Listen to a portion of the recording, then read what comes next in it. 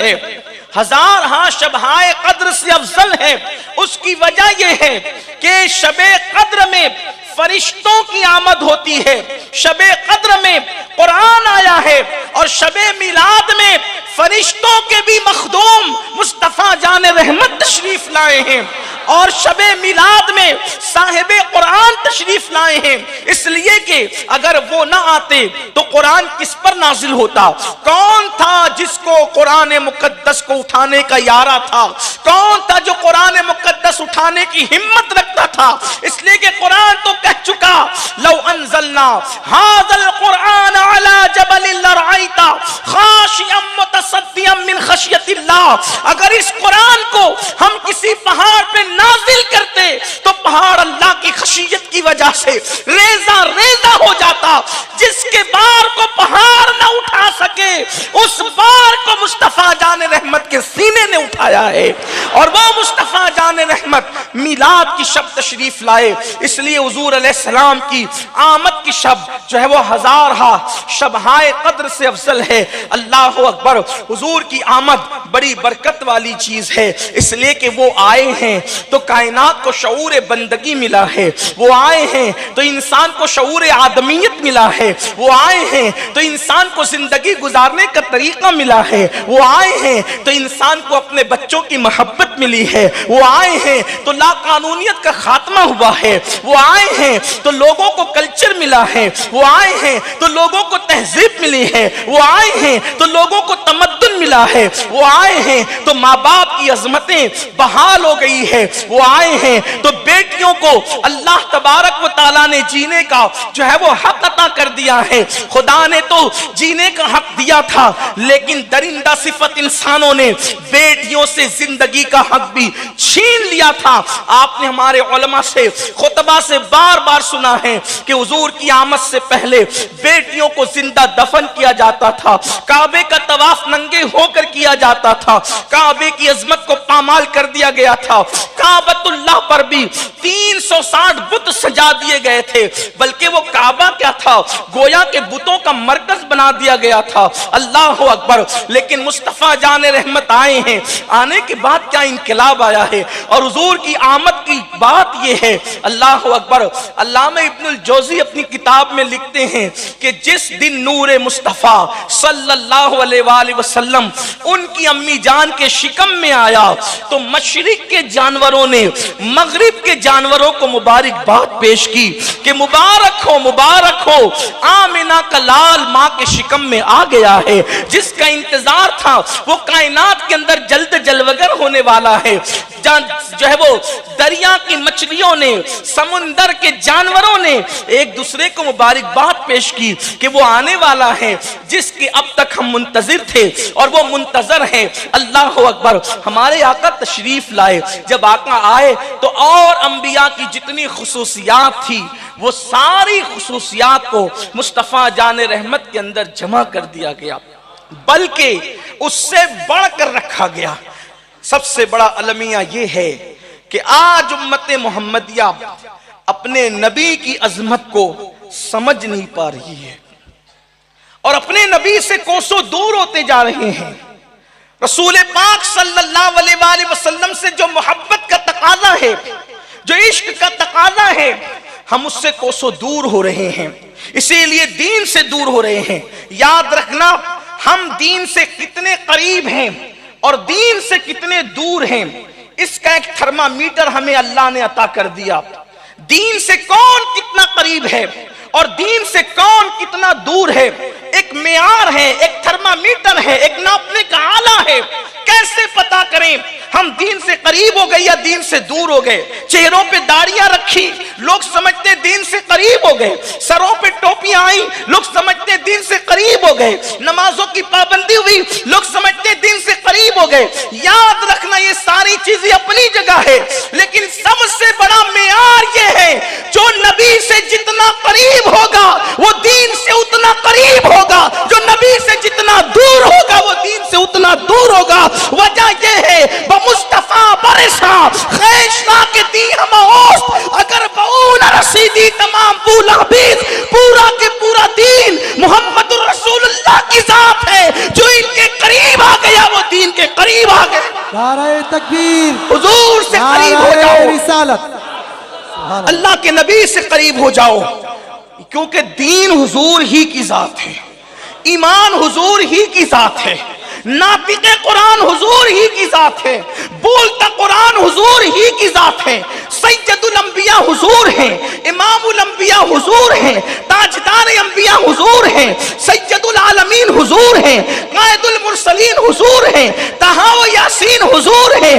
बल्कि इकबाल तो ये कहने लगे, निगाहे इश्क मस्ती में वही अव्वल वही आखिर, वही कुरान वही फुरकान वही यासी वही ता। लौह भी तू, लौह भी तू, कलम भी तू, तेरा वजूद अल किताब। बल्कि और अंबिया जितनी सिफात लेकर आए, हुजूर उन तमाम सिफात का मरकज, महवर, मंबा, मरजे हुजूर बनकर तशरीफ लाए। बल्कि उनसे बढ़कर, उनसे बढ़कर, कैसे बढ़कर, देखो हजरत यूसुफ का हुस्न देखकर उंगलियां टुकड़े टुकड़े हुई। अभी मैंने गुफ्तगू की सिर्फ तमहीद आपके सामने पेश करना, ये बात समझकर असल गुफ्तगू की तरफ हमें आना है और जल्द आना है, और हालात और वक्त के हिसाब से गुफ्तगू को वक्त पर भी हमें मुकम्मल करना है।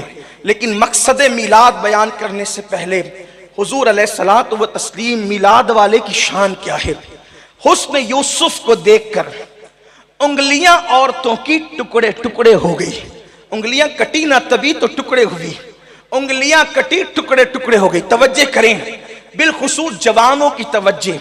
हुस्न यूसुफ को देखकर उंगलियां टुकड़े टुकड़े हुई, और हुस्न मुस्तफा को नहीं, हुस्न यूसुफ को यानी चेहरे यूसुफ को देखा तो उंगलियां टुकड़े हुई। मेरे नबी को नहीं, नबी की उंगलियों को देखा तो चांद टुकड़े टुकड़े हो गए। अंदाजा करें, अंदाजा करें अपने नबी की शान क्या है, अपने नबी की शान क्या है कि हुस्न यूसुफ, चेहरा यूसुफ देखा तो उंगलियां टुकड़े हुई, और यहां उंगलियां देखी तो चांद टुकड़े हो गया। लाओ तो कोई ऐसा हुस्न, लाओ तो कोई ऐसा जमाल, लाओ तो कोई ऐसा कमाल, कोई ऐसा हुस्न वाला लाओ जिसकी सिर्फ उंगलियां देखकर चांद टुकड़े होता है। वल्लाह ना उनसे पहले ना उनसे उनके बाद कोई ऐसी उंगलियां कुदरत ने बनाई कि जिसको देख करके लोग टुकड़े टुकड़े हो जाए। लोग परेशान होते हैं कि फ्रांस वाले ये कर रहे हैं, फुला वाले ये कर रहे हैं, फुला वाले ये कर रहे हैं। हम कहते हैं नादानो, जिसकी उंगलियों का हुस्न ऐसा हो कि अगर चांद देखे तो टुकड़े हो जाए, अब किसकी उंगलियों में ताकत है कि उनकी तस्वीर बना सके। जब खुदा ने उनका साया ना बनाया, खुदा हो करके तो कोई उनकी तस्वीर कैसे बना सके। नारा तकबीर, नारा रिसालत, नारा रिसालत। खुदा जिसका साया ना बनाए कोई उनकी तस्वीर कैसे बना सकता है। बात तो यह है, यही मंजूर था कुदरत को कि साया न बने, यही मंजूर था कुदरत को कि साया न बने। ऐसे यकता के लिए ऐसी ही यकताई हो, ऐसे यकता के लिए। और बात असल ये है कि कोई उन्हें देखे तो उन्हें बनाए ना, किसी ने उन्हें देखा ही नहीं। वल्लाह ये बड़े बड़े उलमा मुहक्किकीन के सामने, मुफ्तियान किराम के सामने एक तालिब इल्म का सबक सुनाना है, अगर मैं गलती करूं तो ये मेरी सलाह करेंगे। हुजूर को किसी ने देखा ही नहीं, उनकी हकीकत पर कोई उन्हें देख ही नहीं सका। वजह ये है कि कुदरत ने उन्हें भेजा तो उनकी हकीकत पर नहीं, हर नबी को भेजा तो उनकी हकीकत के साथ भेजा, अपने नबी को भेजा तो उनकी हकीकत पर अपनी गैरत के, उनकी हकीकत पर अपनी गैरत के। अल्लाह अकबर, अगर अनवार कहे जाते अगर बादल कहे जाते, अगर अजसाम कहे जाते, अगर चादर कही जाती, अगर कपड़े कहे जाते तो बात कुछ और होती, माना कुछ और निकलते। गैरते खुदा के, गैरते खुदा के जिनको खुदा ने इल्म और शऊर दिया है वो इस जुमले पर जरा तवज्जो करें। गैरते खुदा के एक नहीं 70,000 पर्दे, गैरते खुदा के एक नहीं 70,000 पर्दे वजूद मुस्तफा पे डालकर भेजा। क्यों? महबूब तू मेरा है और सिर्फ मेरा है, महबूब तू मेरा है और सिर्फ मेरा है, और मैं तेरा और सिर्फ तेरा हूं, इसलिए मुझे तेरे सिवा कोई नहीं देखेगा और तुझे मेरे सिवा कोई नहीं देखेगा। सुभान अल्लाह, सुभान अल्लाह, सुभान अल्लाह। जिसे कोई देख ना सके उसे कोई बना क्या सकता, जिसे बयान नहीं किया जा सकता, जिसे बयान नहीं किया जा सकता उसे बनाया क्या जा सकता है। लोग जो लटका रहे तस्वीरें बनाकर वो अपने नाजायज बाप दादाओं की तस्वीरें तो लटका रहे हैं, मेरे नबी की तस्वीर नहीं लटकाई जा सकती। ये मेरा गुस्सा नहीं है, ये हकीकत है, ये हकीकत है। कोई उन्हें देख नहीं सकता, कोई उन्हें बयान नहीं कर सकता और किसी ने देखा भी नहीं। और जिन्होंने देखा, मौलाए कायनात फरमाते हैं, हदीस पाक है कि जिन्होंने देखा उन्होंने ख्वाब में देखा। जिसने भी देखा, सहाबा हो या अजवाज हो या बनात हो, इसलिए कि ये दुनिया ख्वाब है, ख्वाब, और सबके लिए ख्वाब है। हदीस है ये दुनिया ख्वाब है और सबके लिए ख्वाब है।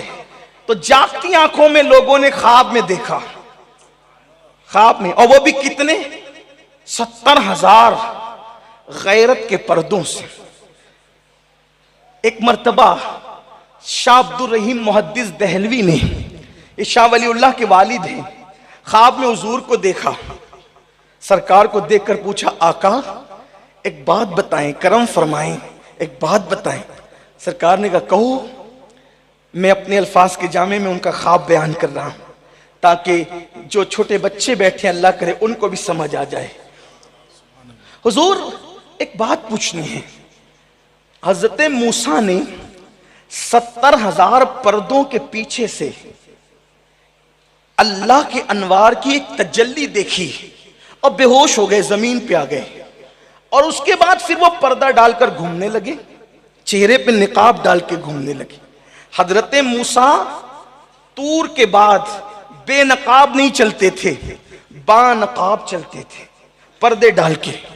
और अगर कोई उनको देख लेता था तो अंधा हो जाता था, बेनकाब देखता था तो अंधा हो जाता था। अब उम्मत को बचाएं अंधा होने से तो अपने आप पर ही पर्दे डाल लिए। पर्दा डाला, एक पर्दा कपड़े का। खुद की बीवी कहने लगी कि ये क्या बात है, बीवी से पर्दा। फरमाया वो एक झलक जो देखी है ना तो उसकी ताप कोई नहीं ला सकता। और वो भी कहां देखी? 70,000 पर्दों के पीछे से देखी। और फिर मुकम्मल देखी भी नहीं, बेहोश हो गए, होश ही खो दिया। लेकिन फिर भी तजल्ली बारी ताला का ये हाल है कि मूसा बीवी से भी पर्दा करते हैं। बीवी ने कहा, हज़रत सफूरा ने एक झलक तो दिखाए ना। तो कहा, एक आंख पर उंगली रखो और एक आंख से देख लो ताकि एक आंख की रोशनी चली जाए तो एक आंख से जिंदगी गुजार सको। बीवी ने एक आंख पर उंगली रखी, एक आंख से देखा, देखी और फिर नाबीना हो गई। फिर उसके बाद का जी नहीं भरा, इसलिए कि आपके चेहरे पर यार की तजल्लियात देखने में लुत्फ वो आया कि आंख खोने का गम नहीं, एक बार और दिखाएं। का एक चली गई दूसरी भी चली जाएगी, का कोई बात नहीं, दिखाएं। हजरत मूसा ने नकाब उठाया, फिर चेहरा देखा, दूसरी आंख भी चली गई, फिर रोने लगी। हजरत मूसा ने कहा, पहले ही कहा था ना देखो आंखें चली जाएगी। कहा, वल्लाह आंखें जाने का गम नहीं है, गम है तो ये है कि सिर्फ 2 ही आंखें दी है जो तजल्ली देखकर मैंने कुर्बान कर दी। ताकि हजारों आंखें देता तो तजल्ली देखती जाती, आंखें कुर्बान करती चली जाती। सुभान अल्लाह, सुभान अल्लाह। शाह अब्दुल रहीम ने कहा हुजूर उन्होंने तो 70,000 पर्दों के पीछे से देखा, फिर भी पर्दे डाल के घूमे, और आपने तो बेपर्दा देखा। आप बेहोश तो ना हुए ना? और टिकटिकी बांध कर देखा, हाय हाय, टिकटिकी बांध कर देखा। आप पर्दे में नहीं है, आप पर्दे डालकर नहीं घूमते, वहां पर्दा यहां तो ज्यादा होना चाहिए। अल्लाह के रसूल ने कहा अब्दुल रहीम वो बेपर्दा आए थे ना, इसलिए पर्दा डालकर घूमने लगे। मेरे अल्लाह ने तो मुझे पहले ही पर्दों में भेजा है, 70,000 गैरत के पर्दों में पहले ही भेजा है। और जब उनको दिखाया, तवज्जो करें, उनको दिखाया तो जलाल में था, और मुझे अपना आप दिखाया तो जमाल में था। तो यहां तो आग को बाग बनाते ये हैं। तो हुजूर अलैहिस्सलाम को कोई देख नहीं सकता, देखा भी किसी ने नहीं। बल्कि यहां शेख अब्दुल अजीज दब्बाग का एक कौल याद आता है, बल्कि उनकी एक रिवायत याद आती है। एक मर्तबा देखो, उनको कोई नहीं देख सकता। आपकी तवज्जो है तो आप ध्यान दें, उन्हें कोई नहीं देख सकता। गम नहीं करना, हुजूर की शान गुस्ताखी से बहुत बुलंद है। जैसे चांद पे थूका नहीं जा सकता, वैसे नबी की बेअदबी नहीं की जा सकती है। हाँ, इतना जरूर है कि चांद पे थूकने वाले के मुंह पर थूक पलट कर आता है, ऐसे ही गुस्ताखों के चेहरे पर उनका कुफ्र पलट करके जाता है। हुजूर का कुछ बिगड़ता नहीं है, इसलिए कि कुदरत ने उनकी शान बयान कर दी। वलल आखिरतु खैरुल लका मिनल ऊला, ऐ प्यारे तेरी पिछली घड़ी से आने वाली घड़ी बेहतर है। हर लम्हा वो तरक्की पर है, उनकी शान तरक्की पर है, उनका जिक्र तरक्की पर है, उनकी यादें तरक्की पर है, उनके मरातिब तरक्की पर है, और वो तरक्की होती रहेगी, होती रहेगी, होती रहेगी। अल्लाह अकबर। उस तरक्की को कोई रोक नहीं सकता, इसलिए कि कुदरत उनको बुलंद कर रही है। बस बात इतनी है, अपना रिश्ता अपने नबी से भी मजबूत करना होगा। तो अर्ज ये कर रहा था कि अल्लाह के नबी को कोई देख नहीं सकता, उनकी हकीकत को कोई नहीं देख सकता। एक मर्तबा जिब्रील अलैहिस्सलाम बारगाह रिसालत माब में तशरीफ लाए, और आए, और आने के बाद कहने लगे या रसूल अल्लाह सल्लल्लाहु अलैहि वसल्लम, आपका खादिम जिब्रील हाजिर है। आका फरमाते हैं जिब्रील एक बात आज चाहता हूं, बात ये चाहता हूं कि आज मैं तुम्हारी हकीकत को देखना चाहता हूं। अल्लाह ने तुम्हें हकीकत में जैसा बनाया वैसे मैं तुम्हें देखना चाहता हूं, दिखाओगे अपना आप? जिब्रील अमीन ने अपने सारे पल खोल दिए, और सब पर खोले तो आका फरमाते 600 पर थे। हुजूर ने जिब्रील को देख लिया। देखने के बाद जिब्रील अपनी असल हालत से फिर उसी मजाज की तरफ लौट आए, और फिर हुजूर से कहा आका मैंने तो अपना आप आपको दिखा दिया, अब जरा आप भी नकाब उल्टे हैं, आप भी नकाब, हमने नकाब उलट कर अपना आप दिखाया, आप भी नकाब उल्टे ताकि हम आपको देखें। हुजूर ने फरमाया तुम नहीं देख सकते। शेख अब्दुल अजीज दब्बाग फरमाते हैं एक दिन जिब्रील अलैहिस्सलाम ने अल्लाह से अर्ज़ की मौला आज मैं ये चाहता हूं कि तेरे महबूब के पास जाऊं और हबीब को अपना पूरा हुस्न दिखाऊं, हबीब को अपना पूरा हुस्न दिखाऊं। इरशाद हुआ जाओ। जिब्रील अपने हुस्न को लेकर और अपने पूरे हुस्न के जोबनों के साथ हुजूर से मिलने के लिए आए। अभी आका ने हिजरत नहीं की थी, हुजूर काबे की दीवार पे पीठ लगाकर बैठे थे। इधर जिब्रील सिदरा से निकले, उधर अल्लाह ने महबूब से कहा हबीब वो सिदरा का मकीन जिब्रील आज अपने हुस्न को नुमाया करके, अपना पूरा हुस्न बेनकाब करके अपना आप आपको दिखाने के लिए आ रहा है। आप एक काम करें, जो गैरत के 70,000 पर्दे हमने डाले थे उससे एक पर्दा उठा दें सिर्फ, ताकि जिब्रील भी उस मंजर को देख ले। इधर जिब्रील आए, हुजूर हरम में बैठे हैं और पता नहीं हुजूर ने किस तरह नकाब उठाया, ये उठाने वाला जाने, उठाने का हुक्म देने वाला जाने। हुजूर ने हरम में एक नकाब उठाया, जिब्रील आए, हरम में दाखिल नहीं हुए, जबाल अबू कुबैस पर खड़े हो गए और कांप रहे थे।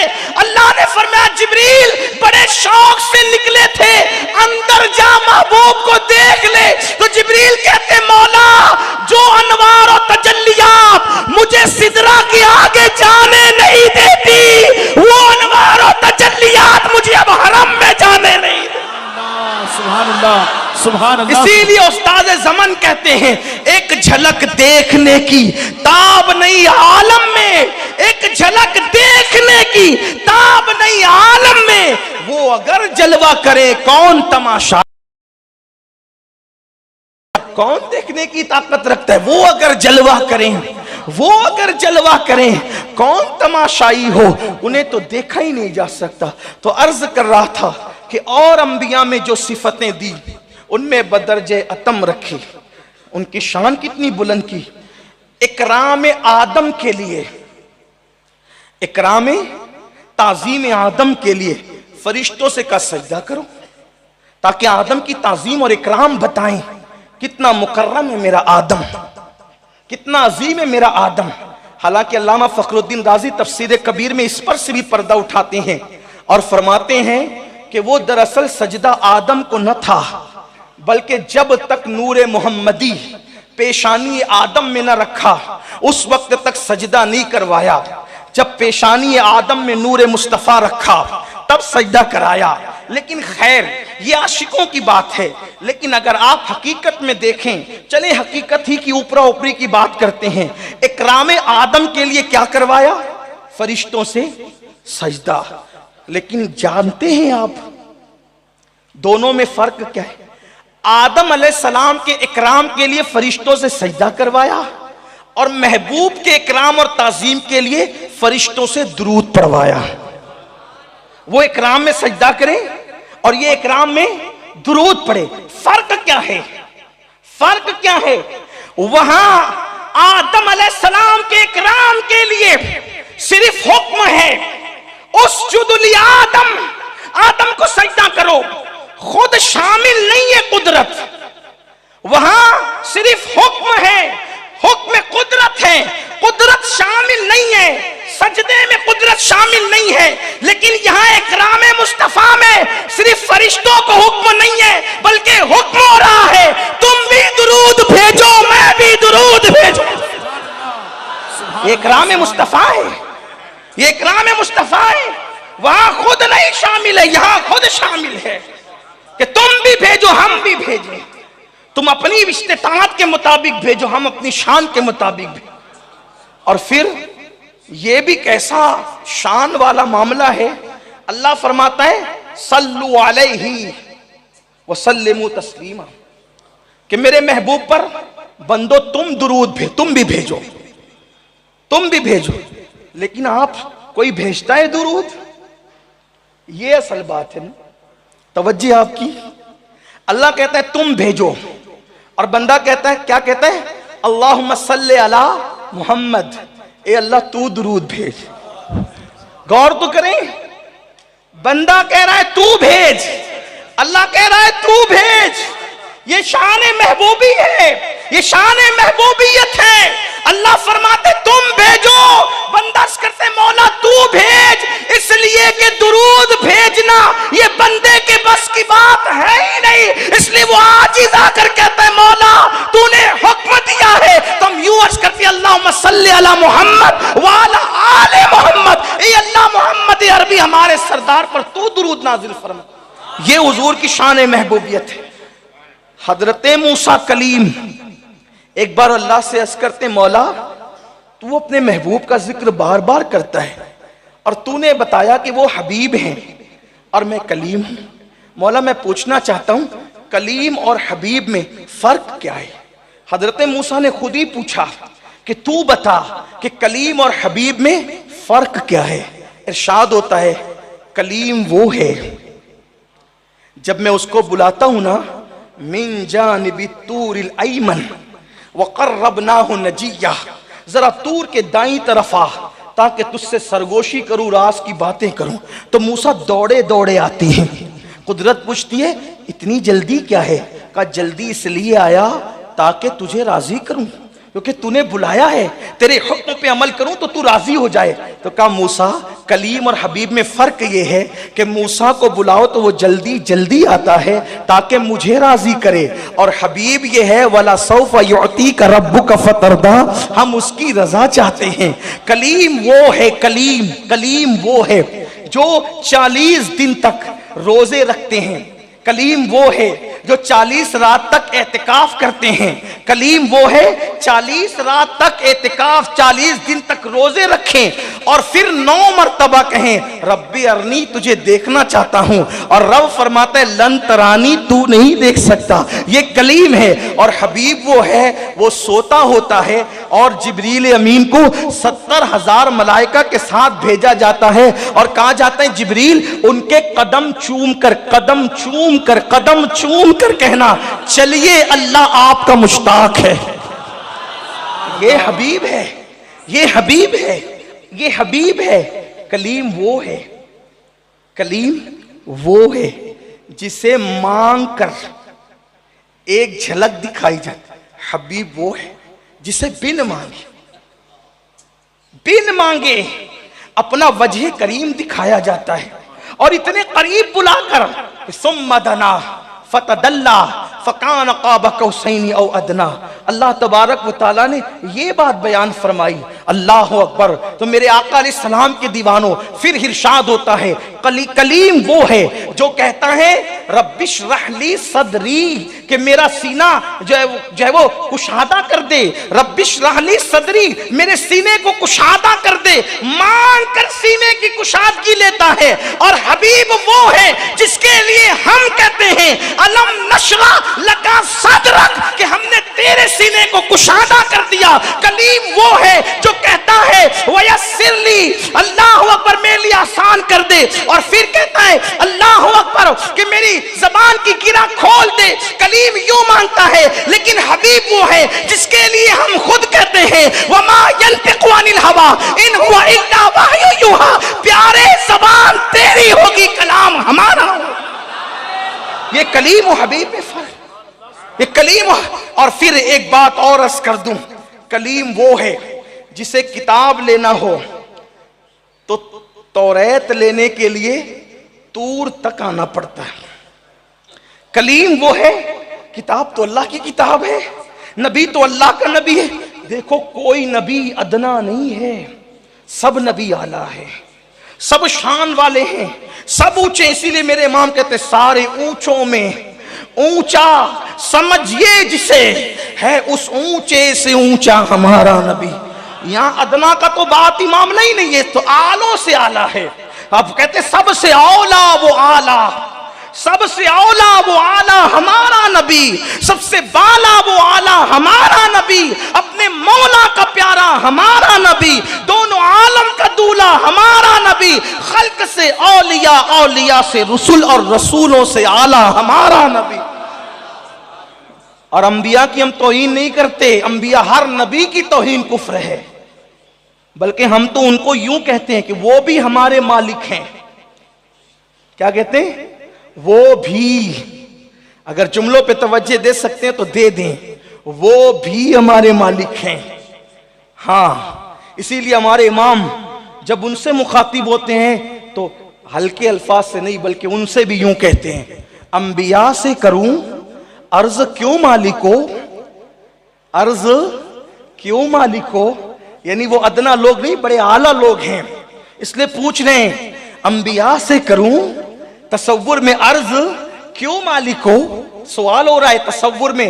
आप कहते हैं कैसे सवाल हो रहा है? हम कहते हैं इश्क की मंजिल पर आ। फिर सवालात खुदा से भी होते हैं, नबी क्या है? शान नबूवत अपनी जगह बड़ी अजीम है, लेकिन फिर सवाल खुदा से भी वहां होते हैं।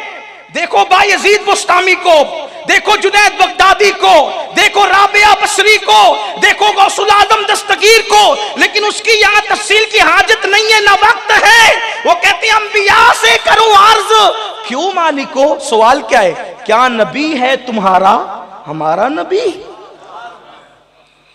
क्या नबी है तुम्हारा हमारा नबी? यानी हमारा नबी आपका भी नबी है। तो अब अंबिया जवाब देते हैं, और जवाब का शान देखें, जवाब का अंदाज देखें, जवाब की शान।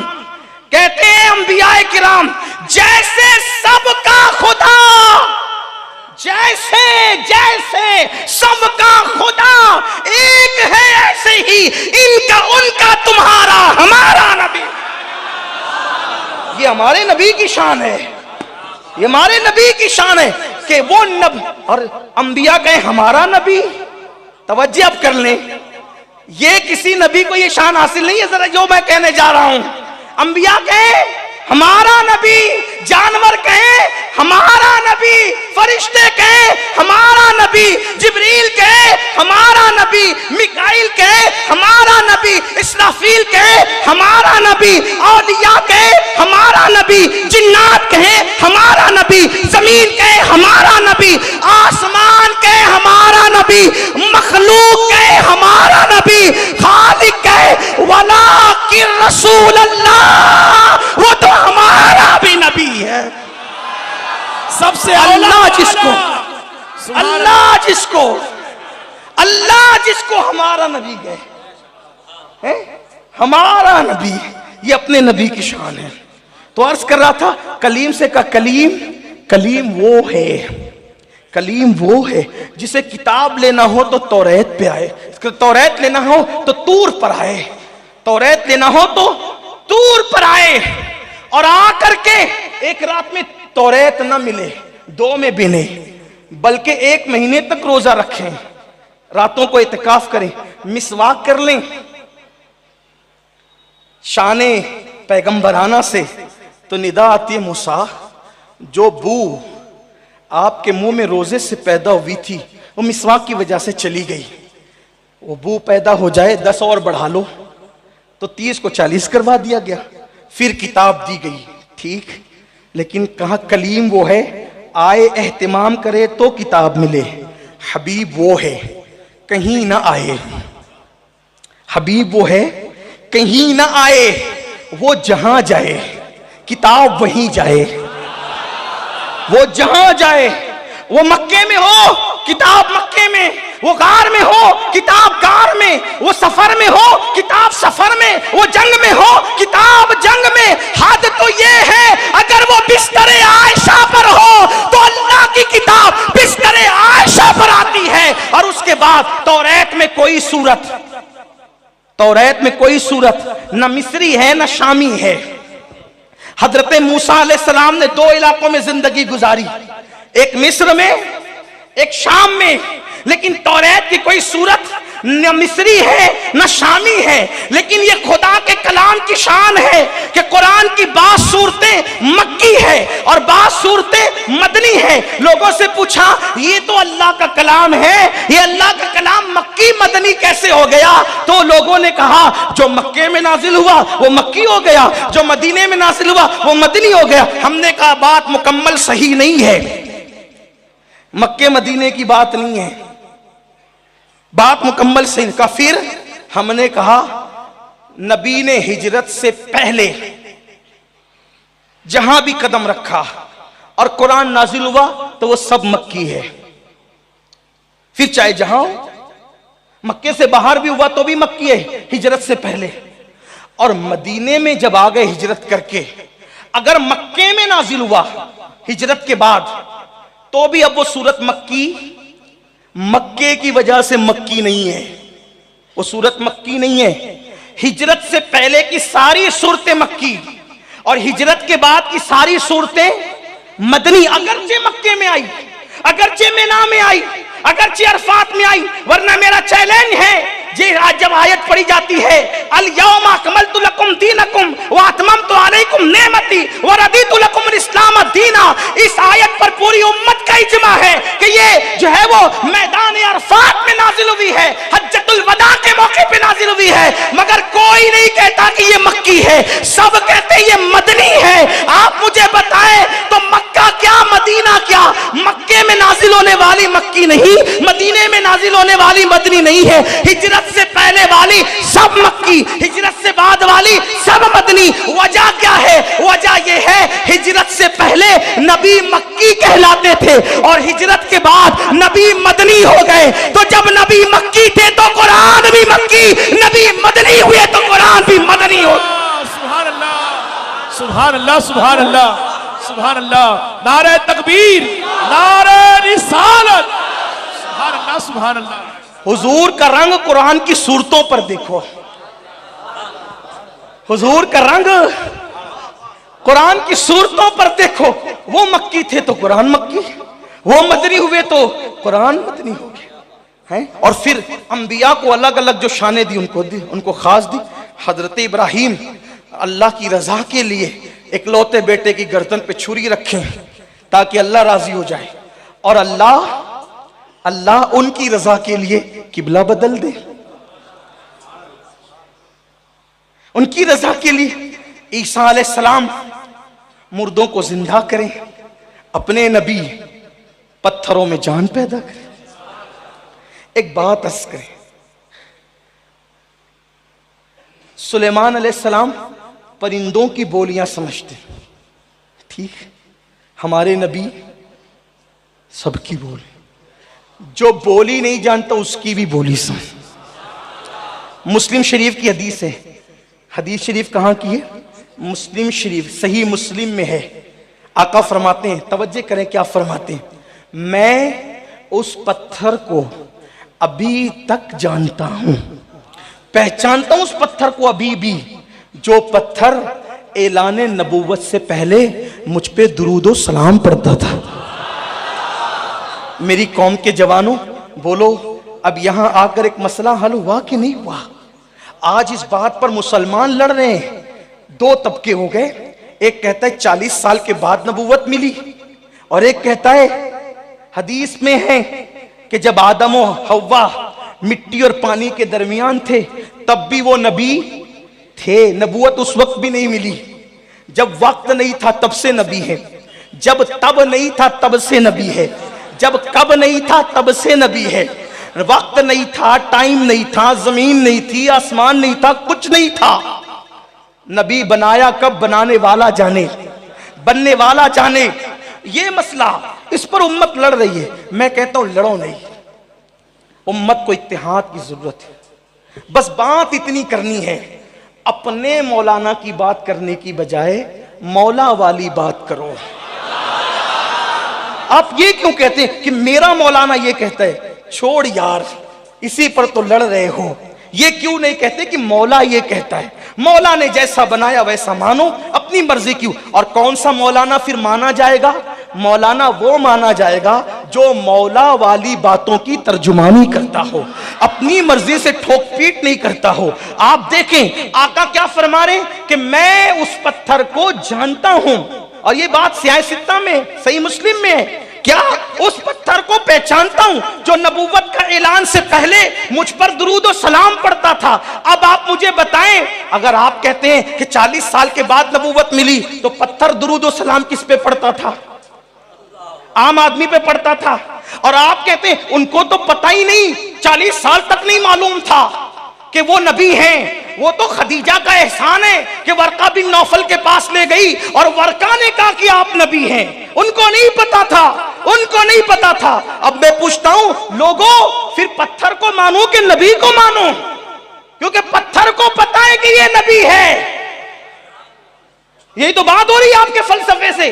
पर सही मुस्लिम बता रही पत्थर को पता है कि ये नबी है, और नबी को नहीं पता कि मैं नबी हूं। कितनी नादानी की बात है। वल्लाह जो ऐलान नबूवत से पहले पत्थरों की बोलियां जानता है वो हमारा नबी है।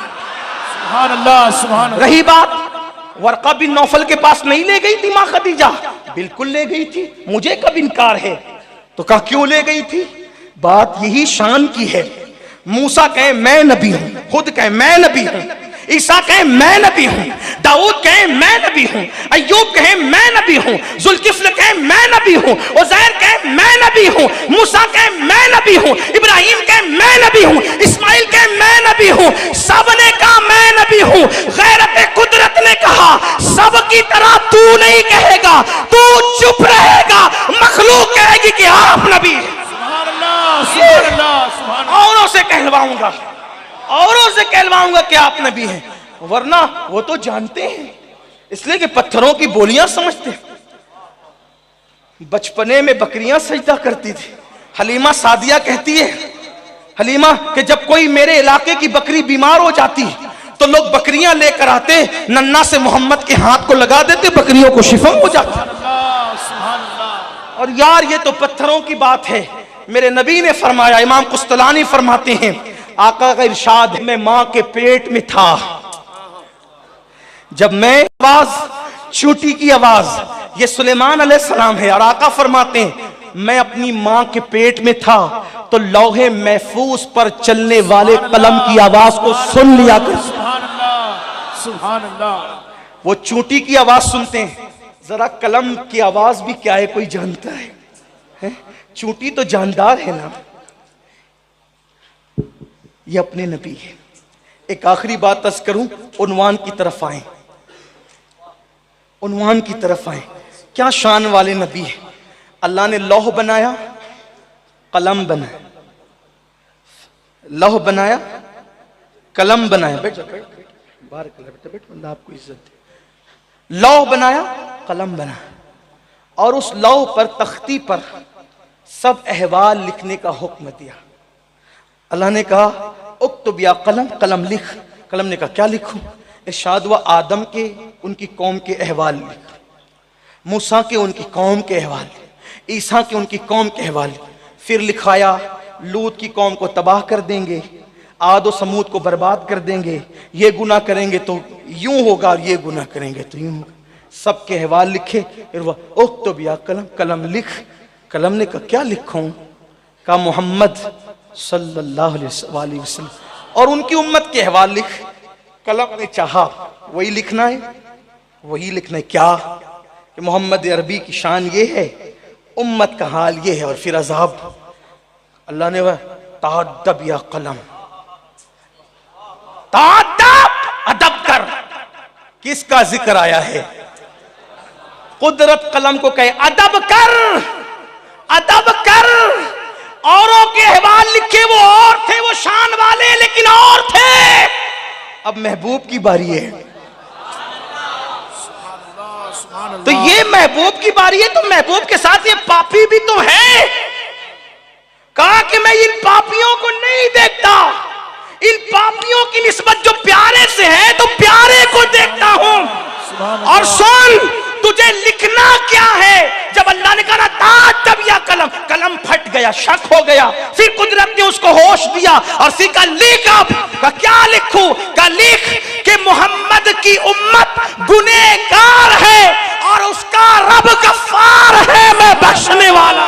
सुभान अल्लाह, सुभान अल्लाह, सुभान अल्लाह। ये महबूब की शान, ऐसी शान वाला रसूल, सुभान अल्लाह, सुभान अल्लाह। ऐसी शान वाला रसूल वो आए मिलाद में, जिसको पाकर हमें इज्जतें मिली, जिसको पाकर हमें बुलंदियां मिली, जिसको पाकर हमें वकार मिला।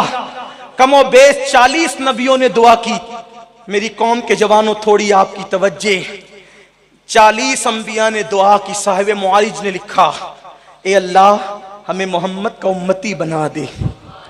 40 नबियों ने मांग कर हमें उनका उम्मती बना दे। इरशाद हुआ तकदीर कातिबे कलम लिख चुका, कातिबे कलम लिख चुका, कातिबे तकदीर लिख चुका। लेकिन आपसे पूछता हूं कभी दुआ की थी कि उनका उम्मती बनाना? हाय हाय, अंबिया के बराबर कोई नहीं हो सकता, अफजल होना तो दूर की बात।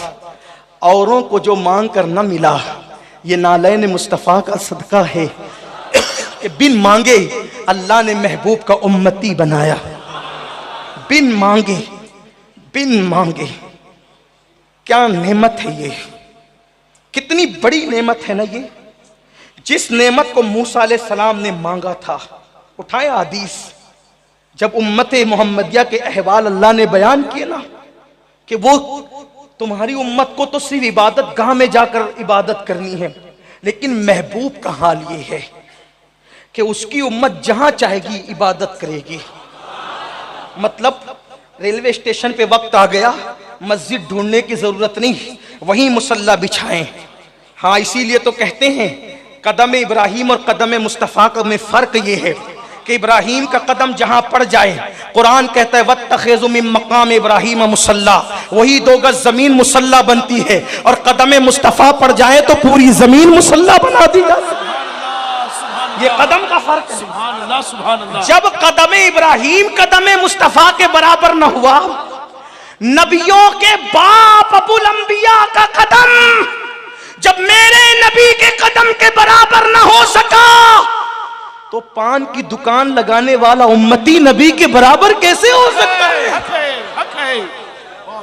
छोले बेचने वाला उम्मती नबी के बराबर, अबुल अंबिया नबी के बराबर ना हुए। हक है, हक है। अबुल अंबिया, उनका कदम 2 गज जमीन, बस उतनी जमीन मुसल्ला बनती है, और अपने नबी कदम रखे एक जगह, पूरी जमीन मस्जिद है, जहां चाहो इबादत करो।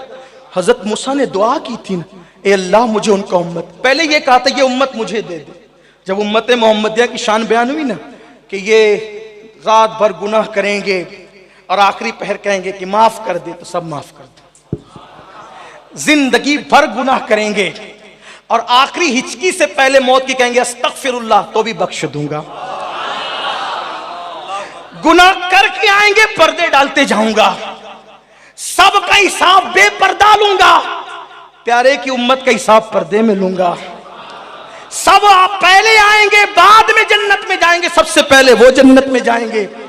हजरत मूसा ने कहा अल्लाह ये उम्मत मुझे दे दे, का नहीं वो तो प्यारे की उम्मत है ना, तो कहा फिर मुझे उनका उम्मती बना दे। जिसके उम्मती बनने की दुआ हुजूर मूसा अलैहिस्सलाम करे, सरकारे मूसा करें। आज बिन मांगे वो नबी का दामन मिला, लेकिन क्या उस नबी के दामन की हमने कदर की? सोचे, बिन मांगे नेमत मिली, बिन मांगे दिया और इतना दिया, दामन में हमारे समाया नहीं। कुर्बान में उनकी बख्शिश के मकसद भी ज़बां पर आया नहीं। बिन मांगे दिया और इतना दिया, दामन में हमारे समाया नहीं। ये उम्मत मोहम्मदिया की खुसूसियत है कि गुनेगार मरेंगे और कब्र से उठेंगे तो मगफिरत याफ्ता उठेंगे। कब्र की नींद उनके लिए गुनाहों का कफ़ारा बन जाएगी, मौत की तकलीफ ही उनके लिए गुनाहों का कफ़ारा बन जाएगी। लेकिन पूछना ये चाहता हूं कि जो दामन बिन मांगे मिला, उसकी कदर की, उसका एहतराम किया, उस रिश्ते को निभाया। याद रखना, माँ का रिश्ता जो नहीं निभाता माँ के फैज़ से महरूम हो जाता है। बाप का रिश्ता जो नहीं निभाता बाप के फैज़ से महरूम हो जाता है। रमजान में मोमिन मरे, सवालो जवाब नहीं होगा, बेहिसाब जन्नत में जाएगा। लेकिन अगर रमजान में काफिर मरे, उसके लिए जनवरी में मरना, रमजान शरीफ में मरना दोनों बराबर है। आखिर काफिर को रमजान शरीफ का फायदा क्यों ना मिला? वजह यह है कि मोमिन ने रमजान से रिश्ता निभाया, काफिर ने रमजान से रिश्ता नहीं निभाया, उसका तो कोई रिश्ता ही नहीं था। तो अब बताओ, ये सारी बरकतें, सारी फजीलतें, सारी अजमतें, सारी रिफतें किसको मिलनी है? जो हुजूर अलैहिस्सलाम से गुलामी का रिश्ता निभाएगा। और जो शख्स हुजूर से गुलामी का रिश्ता नहीं निभाएगा तो फिर उसको कुछ भी नहीं मिलना है। अल्लाह अकबर। वो खाली हाथ आया था, खाली हाथ जाएगा, बल्कि वो हाथ मलते मलते जाएगा, वो पछताते पछताते जाएगा। बस अपनी गुफ्तगू को इख्तिताम पर ले जाते हुए इसी मकसद की तरफ आपकी तवज्जो को मबजूल कराना था कि हमें नबी तो बड़ा मिले, बड़ा अजीम नबी, बड़े अजीम रसूल हमें मिले, बड़ा अजीम आका हमें मिला, मगर हमने उनकी अजमत की कदर न की, उनकी शान की कदर न की। अल्लाह ने उनके रिश्ते से हमें जो है वो जोड़ दिया, लेकिन उस रिश्ते का हमने ख्याल न किया। आप कहेंगे क्या ख्याल करना चाहिए उस रिश्ते का? उस रिश्ते का ख्याल ये करना चाहिए था कि हुजूर जिस मकसद के लिए आए थे उस मकसद को पूरा करना चाहिए था। और मकसद हुजूर की आमद का क्या है? तो कुरान कहता है, हुवल्लज़ी अरसल रसूलहु बिल हुदा व दीनिल हक़ लियुज़हिरहु अला दीन कुल्लिहि वलौ करहल मुशरिकून। वो अल्लाह है जिसने दीन हक़ के साथ अपने रसूल को भेजा। और रसूल को भेजने का मकसद क्या है? ताकि ये दीन हक़ तमाम बातिल अदियान पर गालिब हो जाए। अगर मुशरिकीन को बुरा लगता है तो बुरा लगता रहे, लेकिन दीन हक़ गालिब होगा। यानी नबी पाक की आमद का मकसद गलबे दीन था, दीन को गालिब करना था। अब मिलाद मुस्तफ़ा मनाने वालों, सच्चा गुलाम रसूल वो है जो हुजूर की आमद के मकसद को पूरा करता है। हुजूर दीन के गलबे के लिए आए थे। दीन का गलबा कब होगा? जब मुसलमानों की मस्जिदें भरी होगी। फजर की नमाज में जितने जलसे में आते हैं, मस्जिदों को जलसों से भरने की बुनियाद पर कोई कामयाबी नहीं मिलेगी। अगर मुसलमानों को कामयाबी मिलेगी तो जैसे जलसों में मस्जिद भरते हो, वैसे नमाजों में मस्जिदों को भरना सीखो, तब दीन को गलबा नसीब होगा। आज यहां हाल तो ये है कि अल्लाह अकबर, काफिरों के दरमियान जाते हैं तो दाढ़ी रखने को ऐब समझते हैं, बैठकर पानी पीने को ऐब समझते हैं, सर पे टोपी रखने को ऐब समझते हैं। काफिर की खुशी के लिए उस रसूल को नाराज करते हैं जिनका उम्मती अल्लाह ने बिन मांगे हमें बनाया। सोचो तो सही, अपनी रातों का जायजा तो लो, अपने दिनों का जायजा तो लो। जिन्होंने रसूलुल्लाह से रिश्ता निभाया वो आका के सच्चे गुलाम थे, उनको इतना मारा गया, पीटा गया। नहीं देखते? चंद मिसालें हल्के तौर पर, बिल्कुल आसान, छोटी छोटी और गुजरना है। इश्क व मोहब्बत में वो नाम क्या कभी ये उम्मत फरामोश कर सकेगी जिसे दुनिया बिलाल कहती? आज अगर कोई दीनदार बने ना, उसे इज्जत मिलती है, फिर भी लोग दीन पे आने को तैयार नहीं। मस्जिद में बैठे हो, अपने सीनों पे हाथ रख करके सोचो, अल्लाह ने बेटे दिए हैं तो कितने लोग सोचते हैं कि मेरा बेटा डॉक्टर बने, इंजीनियर बने, टीचर बने, लॉयर बने, जज बने, और कितने लोग सोचते हैं कि मेरा बेटा दीनदार बने। अपने ईमान वाले सीने पे हाथ रख करके सोचो, हम डॉक्टर बनने के मुखालिफ नहीं, न इस्लाम मुखालिफ है। जब इस्लाम मुखालिफ नहीं तो हम कैसे मुखालिफ हो सकते हैं? हम पाबंद इस्लाम के। हुजूर से बड़ा डॉक्टर कौन हो सकता है?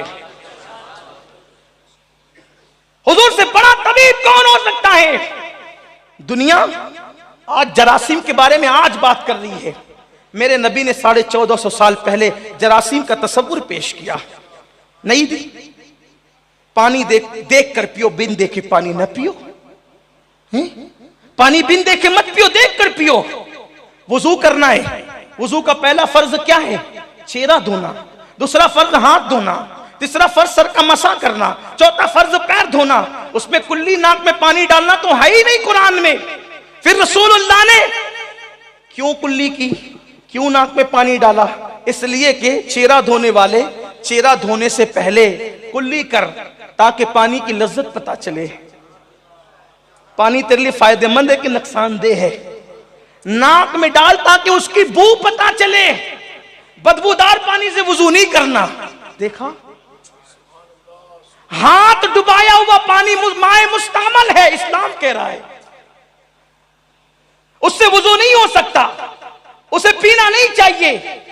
जरासीम का तस्वुर लोग आज पेश करते हैं।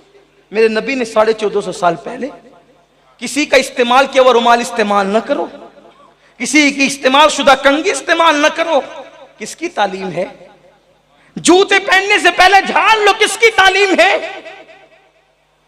उनसे बड़ा तबीब कौन हो सकता है जिसने कहा कि खाने से पहले नमक चखो, मिसवाक करो, नींद से उठने के बाद मुंह में बैक्टीरिया जमा हो जाते जब आदमी सोता है तो डायरेक्ट पानी पिएगा, बैक्टीरिया नुकसान करेगा। हुजूर कह रहे पहले मिसवाक कर। इसलिए कि दुनिया में कोई ब्रश और पेस्ट इतना पावरफुल नहीं है जो तमाम बैक्टीरिया को नींद से उठने के बाद खत्म कर सकता है। अगर आज तो भी गुलाम नहीं है, उस वक्त तो बादशाहों के बच्चों को गुलाम बना के बेच दिया जाता था। तारीख उठा करके पढ़े, बड़े बड़े घरानों के लोगों को गुलाम बना के बेच दिया जाता था। बेदीन हो गया। बिलाल ने कहा बेदीन पहले था, अब दीनदार हो गया हूं। और तूने मोहम्मदी अरबी का कलमा पढ़ा है? हाँ पढ़ा है। छोड़ दो? नहीं छोड़ सकता। तैयार रहो, वो तकलीफें दूंगा कि तारीख याद रखेगी। बिलाल ने कहा वो तकलीफें सहूंगा कि तारीख याद रखेगी। और फिर जनाबे को वो तकलीफें दी गई है। वो अकबर हर रोज